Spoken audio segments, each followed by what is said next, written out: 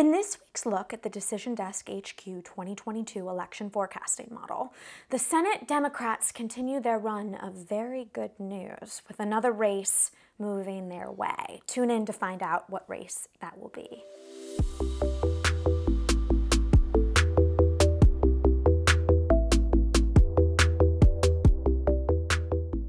Welcome to this week's Decision Desk HQ 2022 election forecasting model, where we use our proprietary model to forecast the outcome this November of every single seat in the House and the Senate, the United States, obviously, and also predict which party is going to win the majority in both.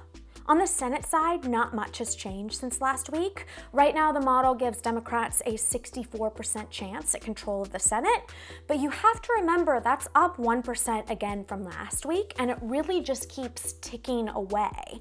And whether it's a streak of good luck and good news or indicative of what's going to happen in November, let's find out as we dig a little bit deeper into the numbers.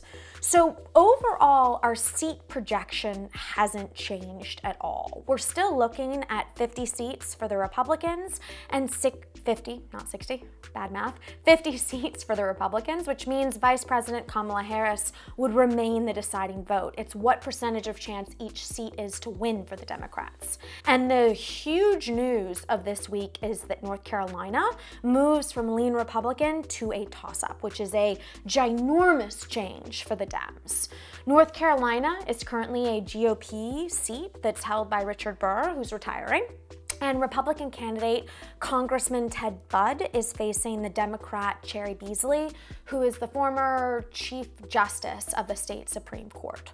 And the main reason for the shift in this race to lean Democrats is a new poll showing the Dems leading by 4.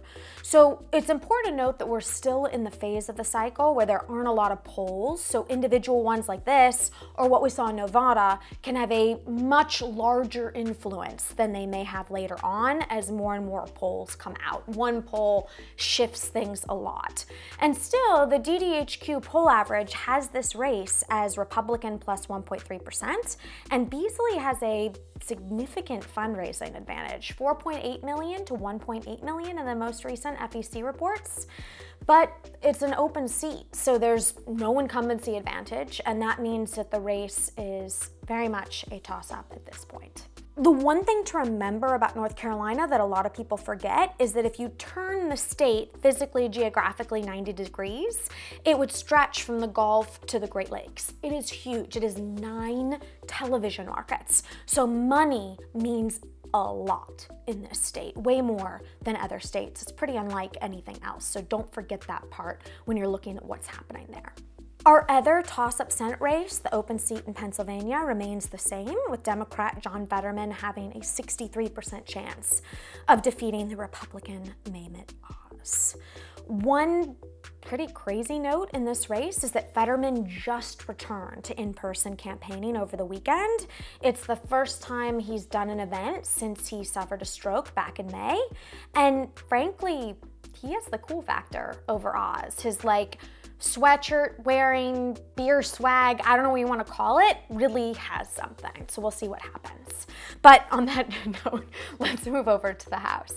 Republicans have an 85% chance of holding the majority in January. That's down 2% since last week and the 3rd week of decline for the GOP. So everything is moving in a general Democratic direction. But even so, the Republicans are holding very strong odds in the House. 85% is very strong.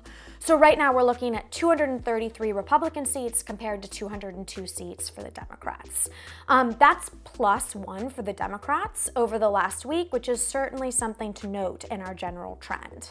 In this week's model, we identified 12 toss-up House races. That's down 4 from our last look at the mode. So we have New York 3, Oregon 6, and Virginia 2, which all move from toss-up to lean Democrat. So after a full week in the toss-up category, Michigan 3 moves back to lean Republican.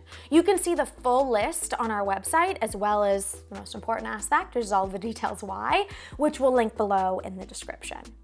Most of the races that move in and out of this category are often right on the edge of leaning to one party or the other. So without much House level polling and no new campaign finance data, how much money these guys have in the pot, the reason these close races fluctuate in our rating is a change in the national generic ballot. So this week, the ballot moved about half a point to the Democrats, from Republican plus 2.4 last week to Republican plus 2 this week. So not much, but a general trend or streak, depending upon how you look at it, of good news for the Dems is shifting things. So that's going to do it for this week, but if you're enjoying these videos, please give it a like and then subscribe to our channel and sign up for the notifications when we post one of these looks at our model or primary night preview videos. We're gonna have a bunch of those coming up. The first one is this Tuesday. So we'll be back next week with another look at where things stand, and you should definitely tune in to our primary look at our live stream this Tuesday. I'm Dr. Liberty Vittert. Thank you so much for watching.